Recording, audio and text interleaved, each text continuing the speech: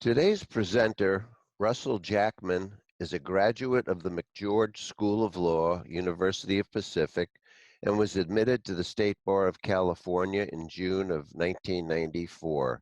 He has been vice chair of the California State Bar's Law Practice Management and Technology Committee and a member since 1996. He works specifically with law offices and attorneys that need to get the most out of their legal technology and creates PowerPoint presentations for opening statements, direct examinations, and closing statements to be used in court, and can work with attorneys directly to filter their documents and images so that they have the most powerful visual presentations possible. He also works with law offices and solo attorneys to upgrade their older systems to new ones, troubleshooting existing setups, and training attorneys and staff on Microsoft programs. He is available for remote access consulting on technology-related issues, so please feel free to contact him at any time. Hello, my name is Russell Jackman. This is IT for the JD, for the Center of Continuing Education. Again, my name is Russell Jackman, and I've been involved in technology even before I was an attorney. I was admitted to the bar in 1994, but I've been working with computers since the early 80s when I got my Atari 800 and with 48K of RAM in it and a tape drive, was able to figure out how to use that to do lots of things with it. And from that point forward, I've realized how important the role of technology was going to be in running a law office and in everyday practice. But in the early 90s, most law offices didn't really appreciate what levels of technology there were, and attorneys were spending more on computers than they were spending on the technology, on the information that was being stored in it. Back in the day, people spent thousands of dollars on computers and were keeping hundreds of dollars of information on it. Now you have computers that are worth hundreds of dollars. People are putting priceless amounts of information on it. And so now the information way outweighs what the technology costs, which is good, but it's also led to people sort of, especially attorneys, not really understanding what their role is in making sure their office is up to date and running as effectively as possible. So let's talk a little bit about, is it time to upgrade? Okay. So if you're still on Windows 7, the answer is absolutely yes, because unfortunately, Windows 7 is about 600 to 1,200 times less safe now than it was when it was first released 11 years ago. And to that effect, Microsoft has ended the life of Windows 7 just at the beginning of 2020. I'm speaking in March, and in January 14th, they stopped the updates, the critical security updates for Windows 7. And a lot of people say, well, my copy of Windows 7 runs fine. Why should I have to replace it? Because the problem is there's no way to secure Windows 7 any longer with the way things are right now. The technology has moved so quickly that the security, the ability to secure Windows 7 is pretty much impossible now. And so rather than trying to patch up it's like an old house that's sliding downhill. It's just easier to start off with a newer operating system. They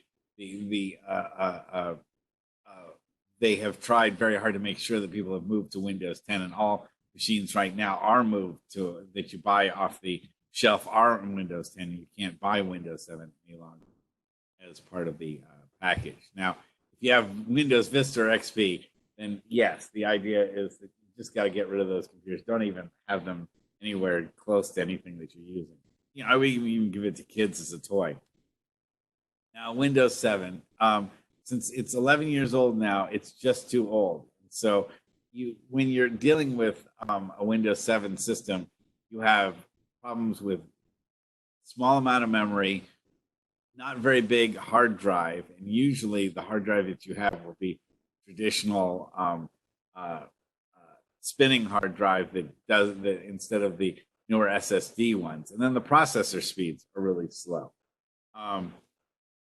Also, if you're on Windows 7, you may have a 32-bit operating system instead of a 64-bit operating system, which caps your memory use at 3.84 gigabytes of RAM total. No matter how much RAM you put in the machine, the operating system will only be able to handle that much memory. You have to move to the 64-bit operating system to use the higher amounts of RAM, like 8 or 12 gigabytes of RAM.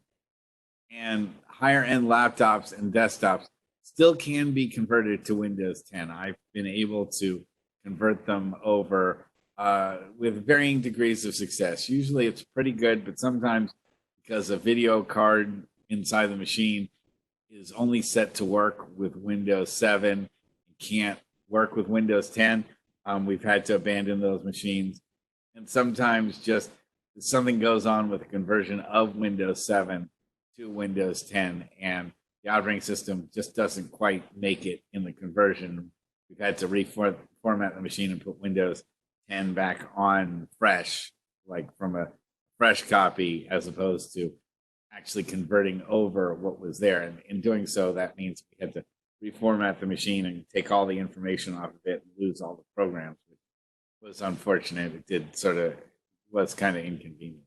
So Windows 10, does upgrading make sense? Well, with Windows 10, you get faster booting and a faster running machine.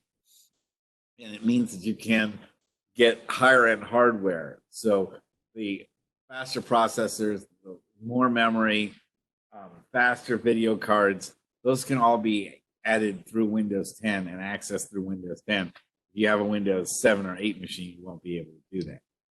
And then one thing that was very big on Windows 10 from the Windows 7 system is that you have better backup systems, which is known as file history. And you can get past that crummy Metro interface that people don't like on Windows 8 with all the different tiles, which is not very helpful. You can still do that. You can actually bypass the Windows 10 operating system format by going to classicshell.net, which I'll show you a quick example of. And that is, if you go, this is the old style menu format that you can get through classicshell.net, instead of having the where you click on the start menu and it just gives you a list of programs and those the standard icons. You can use Classic Shell, bring back the old menu style where it shows you your documents, pictures, control panel, devices and printers, all of that from one click. I actually know a lot of people that do like that more than the Windows 10 format. They have that on their machine. Windows 10, fortunately though, does boot to the desktop. You can add your desktop toolbar and shortcuts to it. So that's one of the things I'm showing you a quick example of here, is if you right click on the actual desktop itself, where it is on the toolbar, you can tell it to add different toolbars and shortcuts to make it more like what you were used to with Windows 7. So I go to right click on the desktop icon there that's on the lower right hand side, that's over by where the date and time is, and that allows me to add in a toolbar link. Then I can pull up things like the documents, libraries, control panel, cycle bin, all of that just with one click of the button. So that's sometimes a convenient thing for people to add to make their navigation of Windows 10 a little bit simpler. So the other suggestion that I was going to make is that if you do have a Windows 7, Windows 8, or 8.1 system, is that you can go to the Windows 10 Upgrade Assistant, and it's a free way to upgrade your Windows 7, 8, or 8.1 to 10. It just works off of the license that you already have, the license key that is built in to your copy of Windows. As long as you have a licensed operating system, it will upgrade you to 10. Then you download the tool from the website, and then you run the program, and it will attempt to keep all your Windows apps that are compatible with Windows 10, which is a good number of them. Usually, as I said, the things that tend not to work are things like graphics and sound programs that are specific to Windows 7 machines, and sometimes some antivirus and or some cloud-based stuff needs to be reinstalled. But in most cases, you don't have to reformat the system, reinstall everything. It just takes maybe an hour or two, depending on the age of your system and how fast your operating system is, to change over from Windows 7 or 8 or 8.1 to Windows 10. And then, but I recommend it. I think it's worth the time and effort that it takes to make that change over, because once you're then in 10, you don't have to worry. 10 is going to probably be the viable operating system for Microsoft Windows, I think, for the next 4 or 5 years. Microsoft doesn't have any plans right now to change Windows 10, and it's been working actually very stable. Each time they come up with a newer version of Windows, it does add to the stability and compatibility of it. And I've seen Windows 10 work a lot more effectively than Windows 7, even though people swear about how much they love, up and down about how much they love Windows 7. They realize that once they see the advantages of Windows 10, especially in like things like booting and restarting, it's really a big plus to make that change. So what are the costs? Some new desktop is probably around 500 to 800. Oh, I have listed there that was 10 2014. That's the last time I did this lecture, but now in 10 2020, the prices still are about the same, between about 500 to 800 for a new desktop.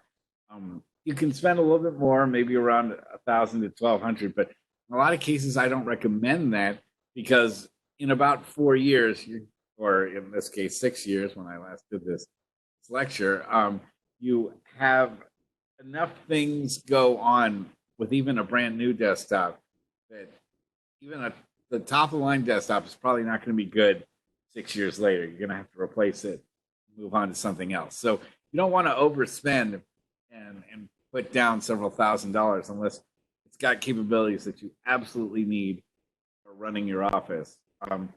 Because even a like $1,000 machine right now is much more capable of handling the sort of office traffic, documents, that sort of thing, that are not, that a machine from today is capable of running a lot without being slowed down, and pouring more money into it, you're probably not going to get much more functionality.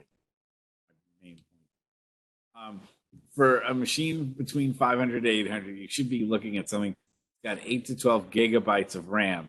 And remember, RAM is the random access memory. So in other words, it's the amount of things that you can do actively at one point in time. So it's sort of like the multitasking that you want to be able to do. You want to run multiple things at once. The higher amounts of RAM allow you to do that without seeing a slowdown. And then terabyte hard drives, a lot of people get RAM and hard drive storage mixed up. And storage is like, your the trunk of your car. It allows you to hold and keep programs and data on your machine, but it doesn't necessarily affect how fast your machine runs. With a terabyte hard drive is a lot of information, but I'm now seeing people run out of space, even with terabyte hard drives, which I thought was pretty impossible when they first came out. But people are making a lot of, saving a lot of videos. They're saving a lot of pictures. They're saving a lot of voice data conversions and music, and that winds up eating up a lot of space. Documents still are pretty small in comparison, but 2 terabyte drives are pretty safe as far as like being very common now, and just by adding them a greater amount of storage doesn't make them less reliable. But I've seen now people with 3 and even 4 terabyte drives localized in their system, and that's just a whole lot of space. It's a lot to back up. So we're seeing the i5 and i7, the AMD 10 series, as sort of the preferred levels of processors. What they do is, instead of introducing a new set of processors on the Intel side, they just introduce what they call generation. So what we're at now is, for instance, the i3, which is the entry level type of information, entry level type processor, is that's on the 9th generation, and I think we're on 7th or 8th generation 5s and i7s. So let's say you have a 9th generation i3 that you just bought. Odds are it is going to be faster than an i7 that's 2nd or 3rd generation. So if you have an i7, but it's a really old generation i7, like maybe it's a 1st or 2nd generation, it would still be probably worth considering upgrading to a low-cost i3 system if that's the current 9th generation. You'll see there's a lot faster speeds that you're able to get from even the low-end i3s if you're talking like a 6 to 7 year difference between machines. And a lot of people do ask me, is there a difference? Do you like AMD more? Do you like Intel more? I really, to be honest with you, I've had both types of machines over the years, and both are very high quality processors. So there's not one specific brand that I like more than the others. And so it really comes down to your own personal feelings, thoughts and feelings. And, you know, it's like why some people like Fords and other people like Chevrolets, or some people like Hondas and other people like Toyotas. They're both fine cars in that sense, but people just like the way certain ones operate and feel over others. I find that the processor is the kind of thing that once it's running and it's doing its job, you really don't pay much attention to it. So the new laptops, again, are around $400 to $600 a piece.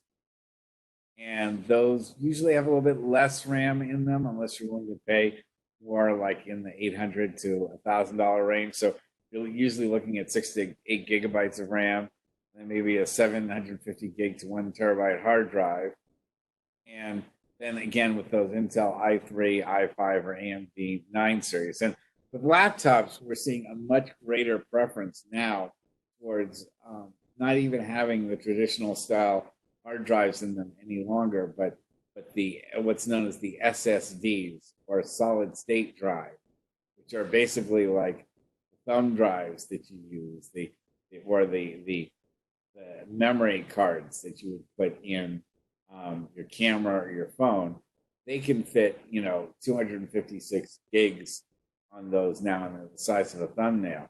So a lot of computers are running off of those now, solid state drives, rather than having to use the traditional hard drives, because laptops are getting picked up and moved around all over the place. But I actually have, and a lot of other people do, have what they call hybrid drive systems in their computers, where the operating system itself is on an SSD, solid state drive, and the storage is on a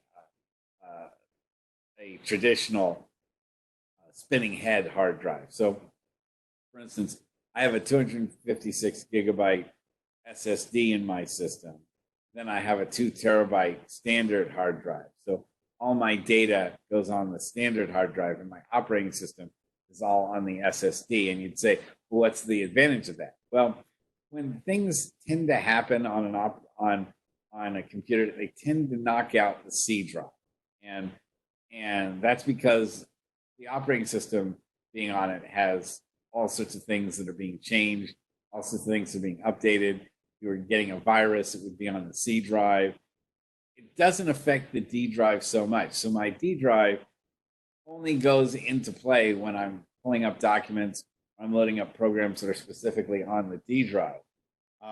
Whereas my operating system and the files that I access the most, like things like Word and things like PowerPoint and things like my internet browser and all that stuff, that's on the C drive. That is on the solid state drive. So the solid state drive is doing most of the work. And what is good about solid state drives is that they never overheat and they don't have any problem with being, on continuously because they're just a piece of electronics. It's no different than your refrigerator running or the clock on your microwave that's constantly running. It's just something that, as long as it's got power running into it, it's capable of managing itself. So the number of crashes that you get from running an SSD drive continuously are much lower than the situation if you're running a traditional spinning hard drive. So what should I upgrade and what should I keep in place?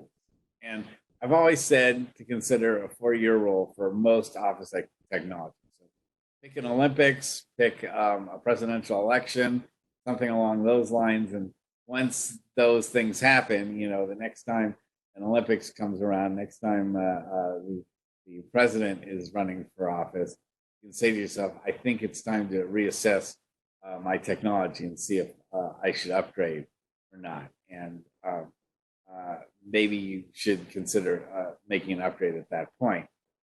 Of course, sometimes if your machine's running fine, 4 years has gone by and the operating system is still being supported and you're not making any greater demands on your system, no reason you have to make the change. But sometimes there is a reason to. So as we talked about, having at least 6 gigabytes of RAM. A lot of people still have 4 gigabytes of RAM on their system. You can go and check your system to see how much RAM you have by going to the control panel, going to where it says system, and seeing what RAM you have available. If it's 4 or under, then you definitely should consider replacing it. And if you've got a terabyte hard drive, but maybe you only have under 100 gigs of space left, and really for most hard drives, you should try to have about at least 20 gigs of space, free space available so that you can take advantage of updates and not run into a low storage error if you ever have to update either your operating system or any of your programs. And if you're under that, you start running into a risk that you're going to overflow if you try to update something, and that's usually not a good place to be. So if you have Office 2010 or older, it's no longer secure. So if you're using it or you know anyone that's using it, send emails any longer, especially Outlook, they need to replace it. They don't necessarily have to buy a new program.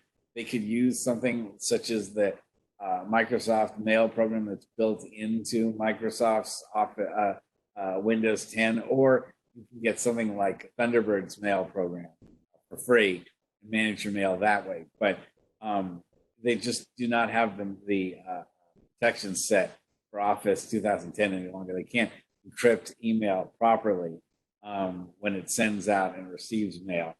So it can't really keep your mail protected any longer. And they just don't even try with a program that's that old.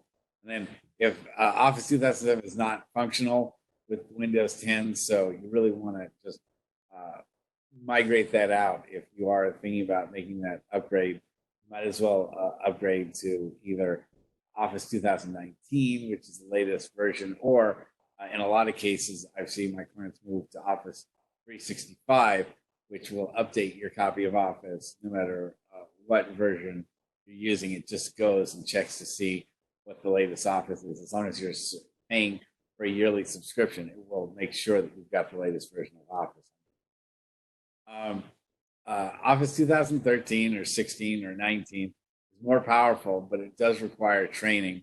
It's a lot different than the interface that's in Office 2010 and in 2007. So if you are still with Office 2010 or 2007, you do want to make that upgrade, just make sure you plan some additional time to get up to speed on the interface of the new Office, and that you can relate to the fact that things are going to look different and be in some different locations and work a little bit differently. Still very powerful, but it definitely looks and feels different. So here's a question I do get asked every once in a while, and that is about WordPerfect.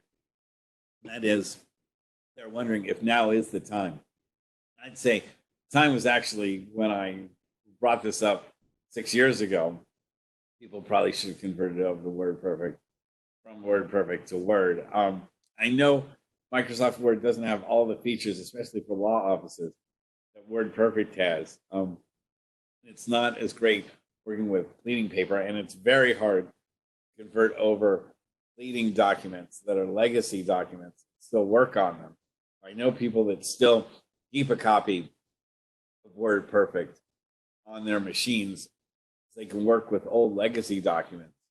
But by and large, if you're not going to convert over to WordPerfect now, and you're not going to start just using Word as the way you do stuff, it's going to be very difficult because Word, it has pretty much become the standard way of managing word processing documents.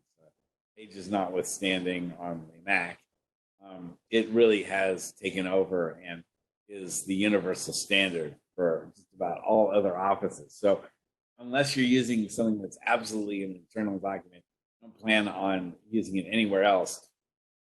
WordPerfect is just not a good choice. And if you do choose to go with WordPerfect, it will make using cloud services and collaborative use of that document almost impossible unless the other party you're working with has WordPerfect as well, and you say, some sort of a VPN or a managed server to be able to work with those documents. Is it a time to upgrade a scanner and or a printer? Usually printers are pretty tough. They can withstand the 4 to 6 year time frame and even go beyond that. So if you don't really think that you need that, that's one thing. But you can also look into seeing how some printers and scanners are faster, more effective, or offer more features. And those are things that might be effective and help your law office run better. So if you guys are thinking about upgrading your scanner or printer, you might find some additional new features that can be very helpful to your office. Some of them are faster printing. They have better ecological settings for reducing the amount of toner that you have used, and double-sided printing or that sort of thing, then that might be worth the upgrade for you. Then I've seen clients use this opportunity to move up in monitor size, or even go with a dual. A lot of offices have dual monitors, but I've seen triple and even quad monitor setups for some offices. They have 4 different screens they're working off of at the same time. That allows them to work on multiple documents, keep them open, and compare them without having to close and open a bunch of different files at once. And then obviously you can work on different apps too. So you can have Doc open, web browser open, Outlook open on one monitor, and then say, case management program or something open on the fourth. So now is also a time to assess how your backup system is working, what you have going on for backup.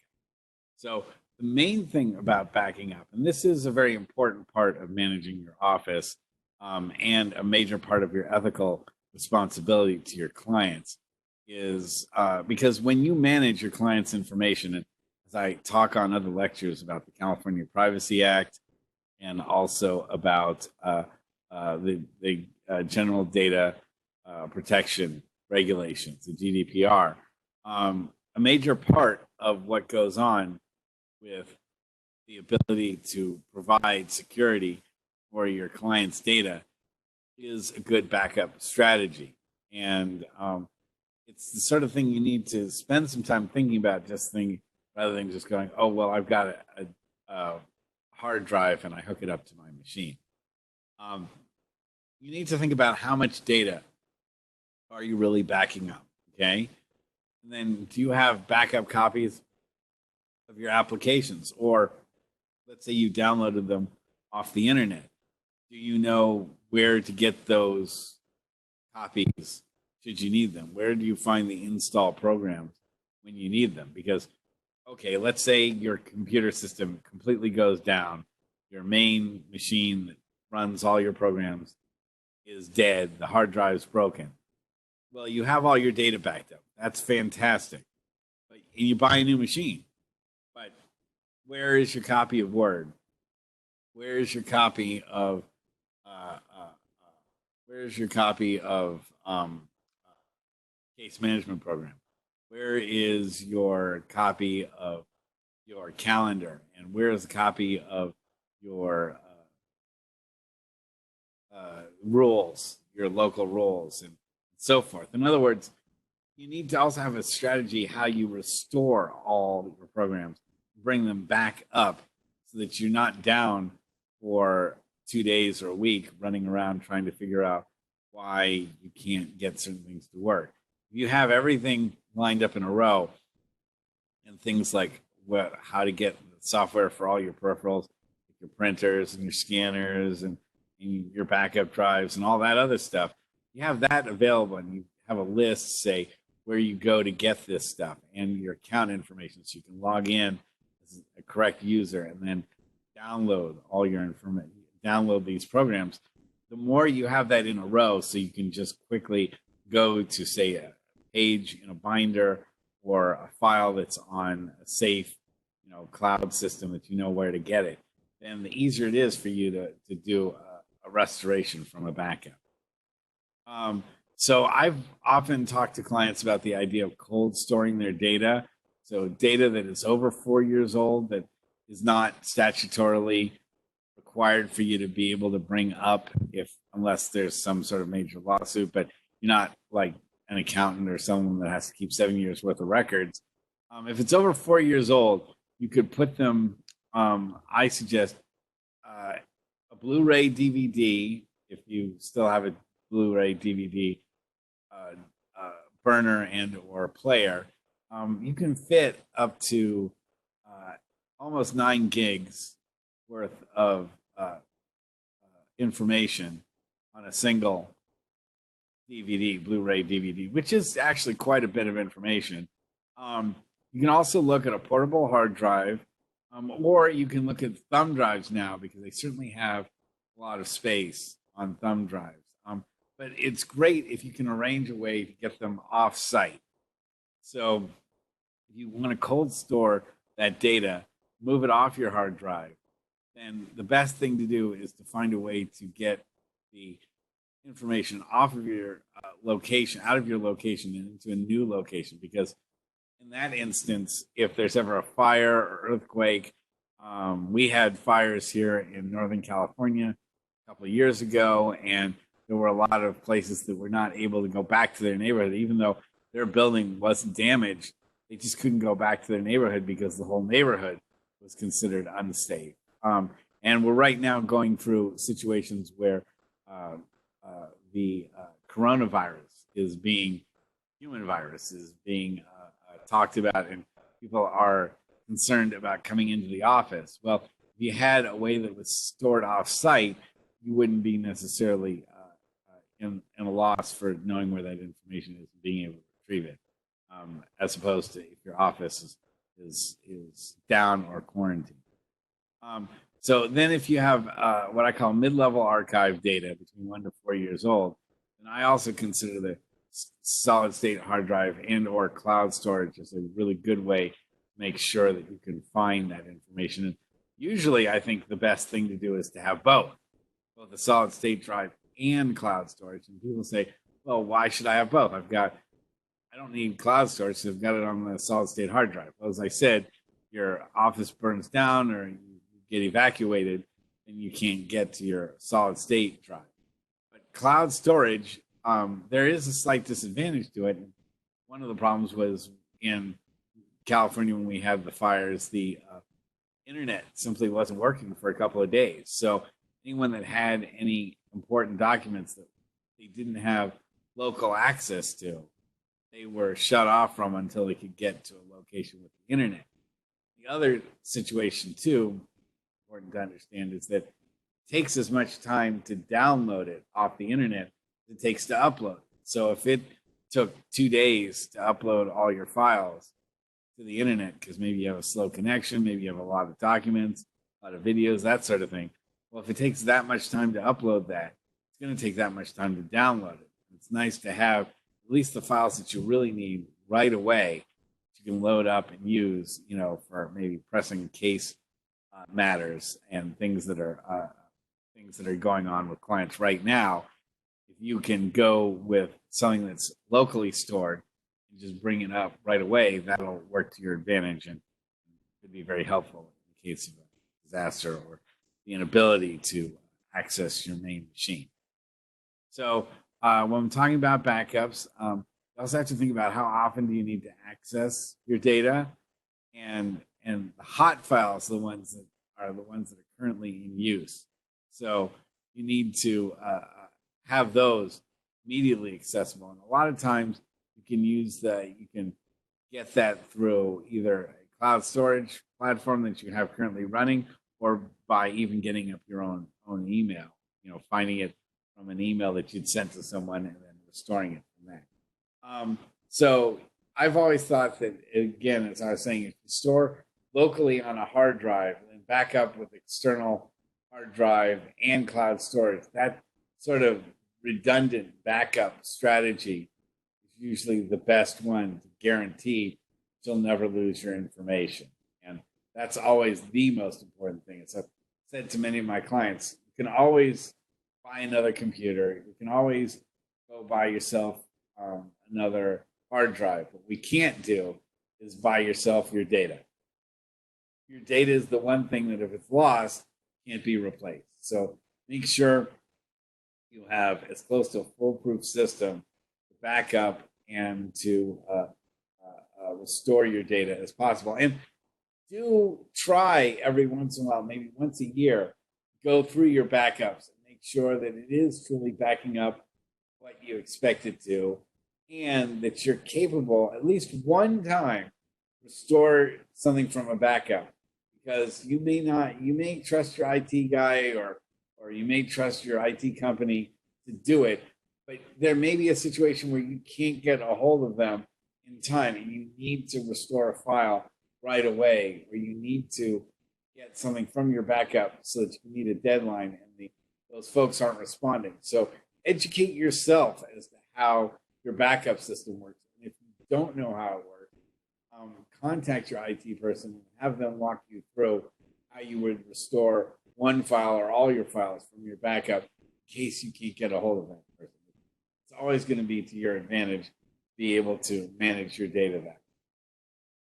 And then I do think that it's worthwhile to do a monthly, bi-monthly, and annual check of your data. If you do a monthly check of your hot data, and then a bi-monthly check on, say, your mid-level data that's between 1 to 4 years, and things that are older than 4 years, maybe just do an annual checkup just to see that the disks, the drives that you have still are functioning, the data is still on there and still accessible. That way you'll just know, you'll have peace of mind. I did have one client that was running his own solo practice, and he had a localized backup, but it was underneath his desk. And he had his IT person come in, set it all up for him. And then after the IT person left, maybe about 6 months later, kicked out the plug under his desk to the hard drive and never checked to see when his backup was done. And his IT person even serviced his machine a couple of times, never bothered to check to see the backup was still running. And of course, he had a crash and he lost a whole lot of data.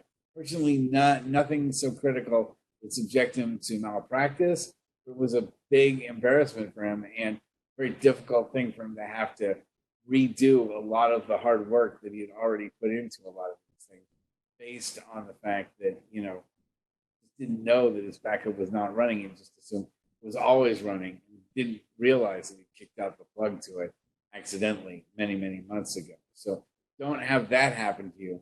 Keep an audit on your backups and just make it part of a scheduling thing where you say, it won't take you more than half an hour probably to check your backups to see that they're working. Just say, you know what, on each holiday that comes up, I'll go ahead before I check out of the office, I'll go and check my backup. Just make sure that because that's another thing too, is if you're ever audited by the GDPR authorities, the California Privacy Act authorities, your ability to go back in time and say, okay, this is when I last checked my backup. You can say that that's a regular part of your business. They're going to look at it more as if you're complying with the spirit of these laws than if you say, I check them every once in a while and I think they're okay. That doesn't look so good when they're trying to make you accountable for the data that you have under your control. So keep that in mind too. So let's talk a little bit about the cloud. It keeps on developing. The more I talk about it during these lectures, the more the cloud becomes a bigger part of everything that we do. It's not just for backups.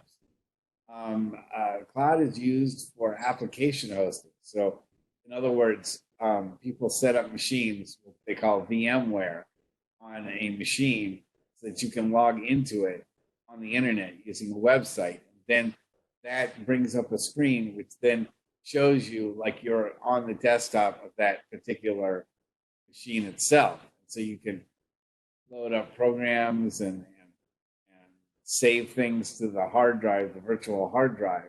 It stays on that machine, and other people can log in to that same machine and use it virtually too.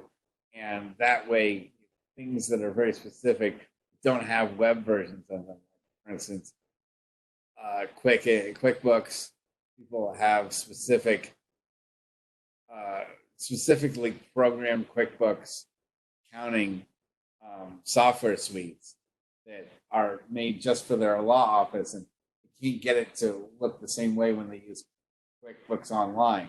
So they will host a VMware application so that people can log in to the accountants and so forth.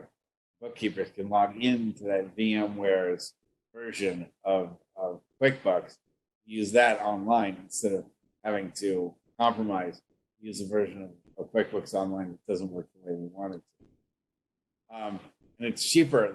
VMware servers are way cheaper trying to program your own server and run everything off your own server. And now, of course, with any situation, you have data off-site, you're going to have advantages and disadvantages.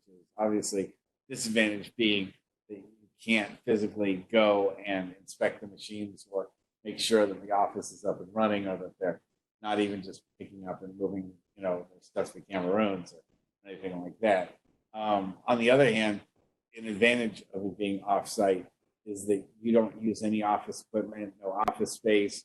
You don't have to have a full-time IT person looking over it because another company is handling it for you. But it does take the leap of faith to trust all your information to another company.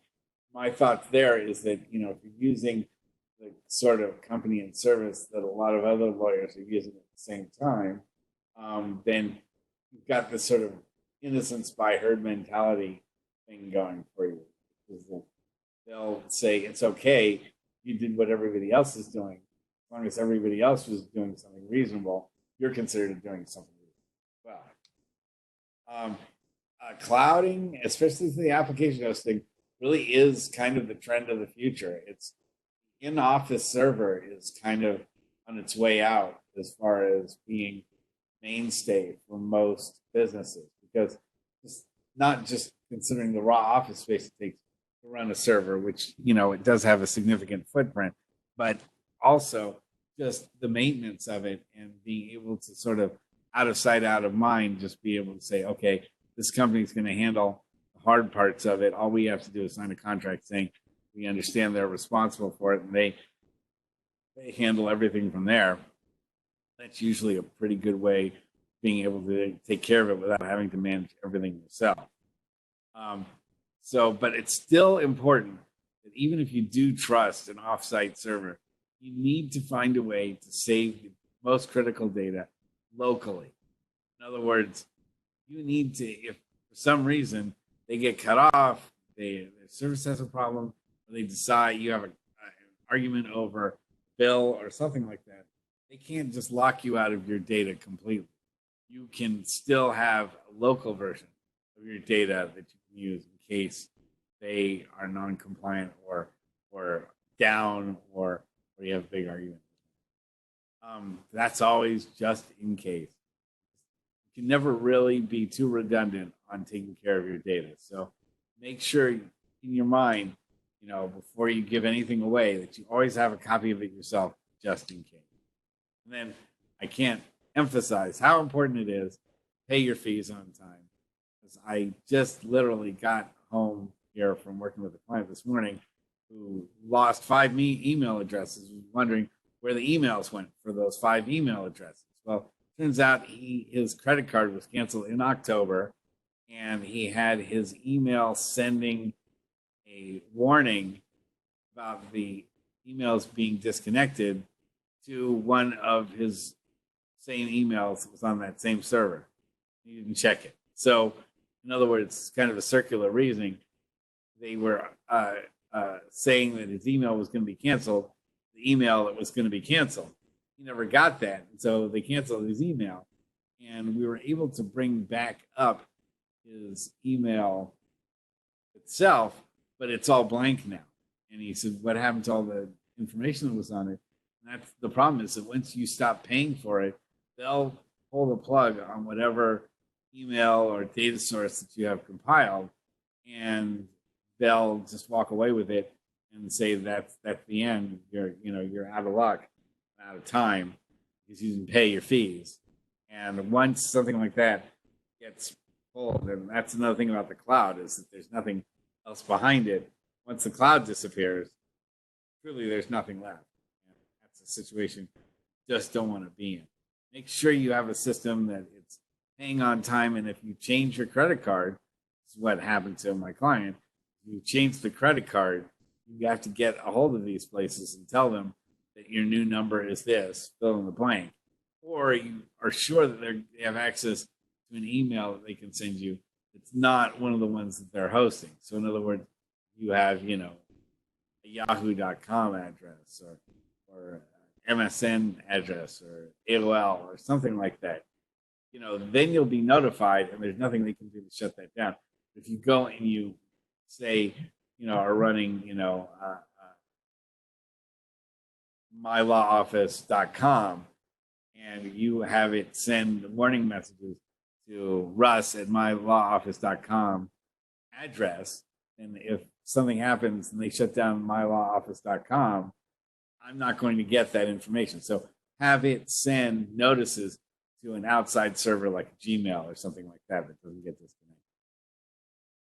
So talking more about cloud services that are available, there's OneDrive, and that's actually a very positive system that comes built into Windows 10, and it's very easy to use. All you need is an Office 365 account, and you can start using OneDrive to store items on the web and even edit them, Word or Excel or PowerPoint, and leave them on the drive so that other people, when they sync their computers to that drive, will get those updates that are made. Then there's the Apple iCloud Drive. A lot of people are familiar with it because when they run iTunes on their iPhone, that creates the Apple Cloud Drive link for them. There's Dropbox, or its cousin Box, which is create online inbox on your computer, laptop or desktop, that you can put items into, and then it will sync with the other Dropboxes. First, the online version of it, and then the other Dropboxes. It is very popular means of online network saving. So you do find Dropbox, a lot of locations, a lot of people are using it right now. So there's Google Drive and G Suite, and G Suite and OneDrive, as I mentioned, they allow the editing of live documents. So not only can you upload an item into G Suite, say into the Word area or the Excel area, you can start typing on it. You'll see that it's got the changes. It will make the changes on G Suite, and that will automatically, if you download it onto another computer or you have something synced with G Suite, that particular, or you have someone else just logged in on the internet that's using that same document, you will see that document being changed as it's being changed with G Suite. So that's kind of nice. Carbonite is another popular file storage item. It's relatively inexpensive, but it doesn't give you that same ability to edit documents live like you can with Google Drive or G Suite. Then we talked a little bit about VPNs, VMware, and virtual servers. And that's yet another different sort of older version of the cloud, not as specialized a version of the cloud, but sometimes there just aren't versions of the online version of what you're used to working with. The only way you can find something that works exactly the way you want it to have a machine actually runs that software. That's where virtual servers come in. Or let's say you just have an idea that's just too obscure that Microsoft's never going to make a program for it. Then you have your own program, or you have your own way of manipulating those numbers. That's where you would go to a virtual server to run that for you and be able to access software and run software packages that you wouldn't normally be able to get through Windows. It would be very expensive. Let's have a quick discussion about antivirus or firewalls. Each computer should have its own security system. I'm not a big fan of the one universal firewall and antivirus system at one main computer, and the rest of the computers filter in through that one. I just think even in that situation, it's worth getting an antivirus program, a localized antivirus program for each computer. And then you need to come up again with a schedule saying how often the system is checked. What do you do with the results? You know, a lot of people say, "Oh yeah, I checked the my computer's been checked for viruses." Well, what happens if you find out something's infected? What's the routine? How is that set up so that you can get rid of the virus problem instead of just saying, "Oh well, yeah, we thought we detected, but we didn't do anything with it once we did." Router-based firewalls are too pedestrian for the most part to give you the kind of protection that really should be instituted on everybody's machines firm-wide. So who checks it, and what happens to the results when you have a router-based firewall? So outside tech being brought into firm. That's another really big challenge with antivirus and firewalls, because a lot of times they're looking for unbridled access to the technology, to the internet, and to the firm's file system to be able to do what they want to do. But on the other hand, letting them have too much access causes a real problem. And what happens when they leave? A lot of times companies forget to close up the security holes they purposely made for the scientific folks, and instead they get that somewhat out of control because they haven't kept any accounting of it. They've given somebody who's maybe just a temp worker gets an administrative password to be able to access whatever she wants or you want. And then there's another great challenge with iPads, iPhones, and cell phones. What sort of security they bring, and if you have people using work items, downloading either work items on their phone, working on them from their phone, or just being able to keep track of their phone so that it doesn't get stolen and hacked by someone else. So that's another area where information can kind of leak out of the main firm, sort of worm its way into the public when the firm isn't even aware of it. That can be a definite problem. So here's some quick security tips for you folks. That is, you want to go with a password rotation so that you have at least 8 characters, one upper and one lowercase.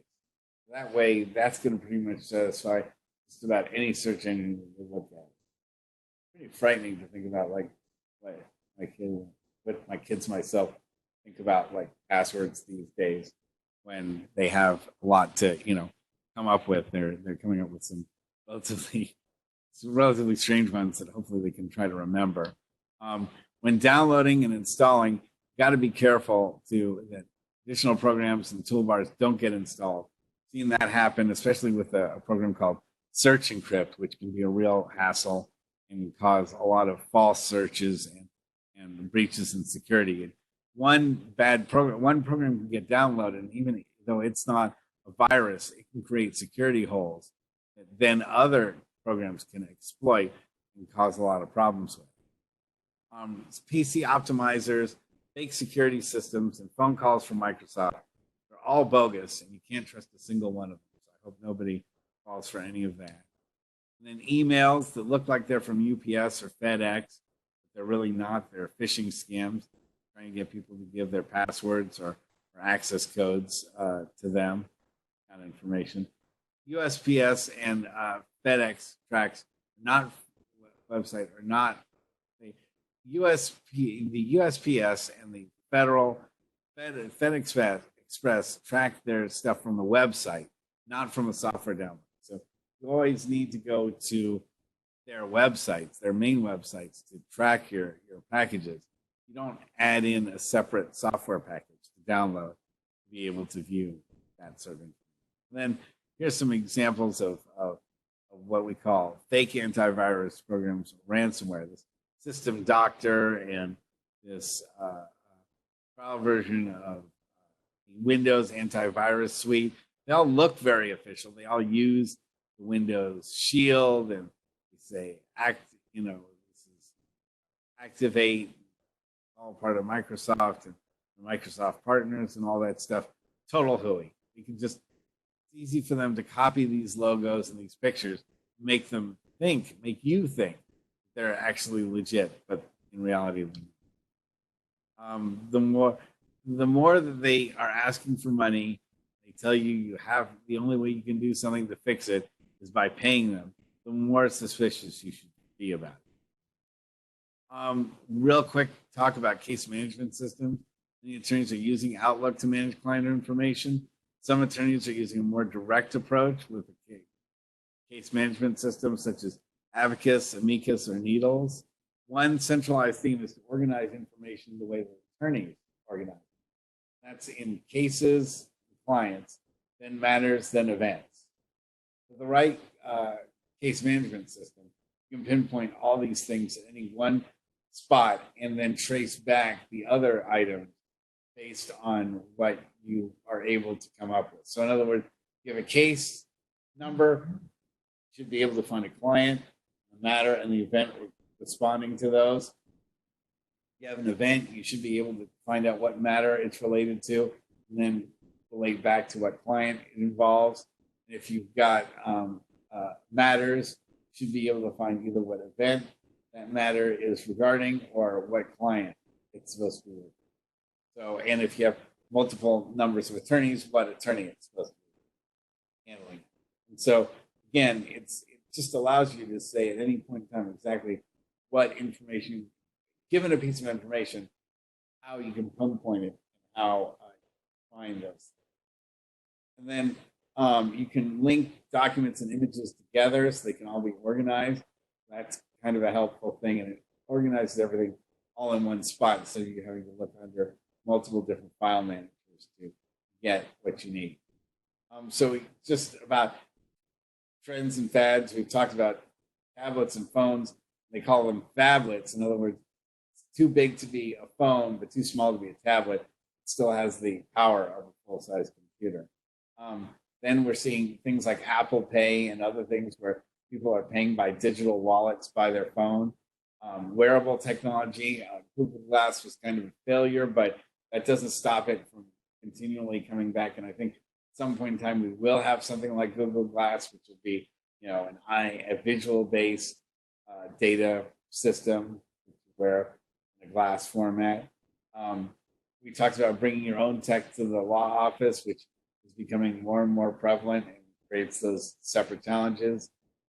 Use of encryption really on the rise, especially with the California Data Privacy Act. It's a great way by encrypting your information that you've safeguarded it. Only people who have been given the password know how to open things like emails and Word files and PDFs and so forth.